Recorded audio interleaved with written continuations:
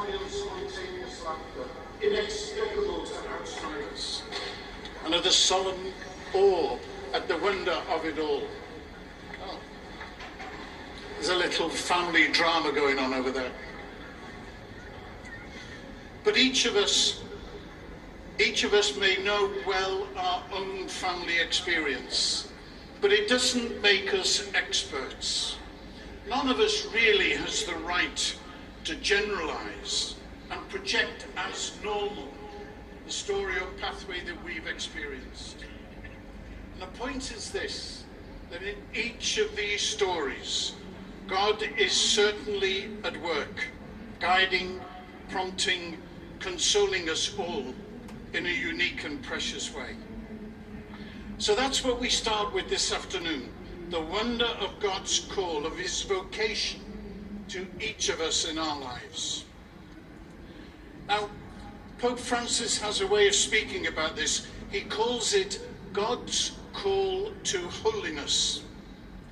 That's not the normal way in which we think about our lives, holiness, but it's true. The way our lives unfold is God's call to holiness. Even through all the failures we experience, or I might say, especially through the failures we experience. So today, before we ponder the task of marriage preparation, we need to grasp this, that we are made for holiness, that the pathway of our lives is best understood as God's call to holiness. The best and most rewarding way of looking at all that happens to us is to see it as steps on a journey closer to God. A journey, a closeness that will come to its completion only in our final entry into God's presence. So please keep that in mind always. Pope Francis says this, I like to contemplate the holiness present in the patience of God's people, in those parents who raise their children with immense love, in those men and women who work hard to support their families, in the sick, and this is the one I like the best, in elderly religious who never lose their smile. Very often, he says, it is a holiness found in our next door neighbor, those who living in our midst remind us of God's presence.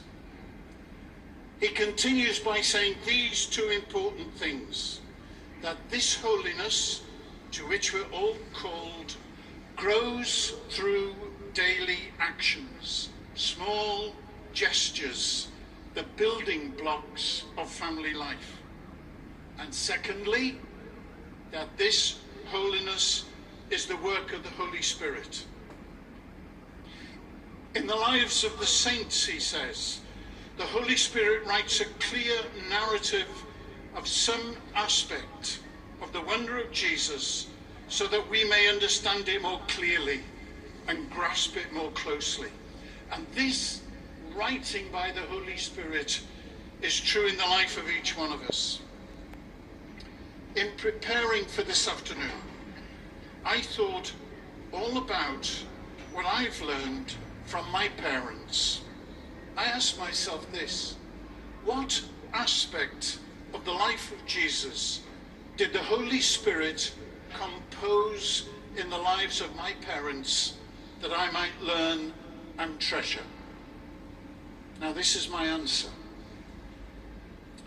In the life of my father, I can see a story of great perseverance. Through thick and thin, and there was plenty of it, through moments of rejection, moments of great difficulty, he stuck to his word, to the promise he gave. I can remember the day, the circumstances which I need not describe, when he said to me, this will require great perseverance. He was right. He was faithful. This was the gospel he wrote for me in our family life. My mother, she was different. She was a wonderful person who approached every day as a gift of God and wanted nothing more than to live it generously. Her favourite saying, written now into my heart, was this: "This is the day which the Lord has made, so let us rejoice and be glad in it." That's what she said.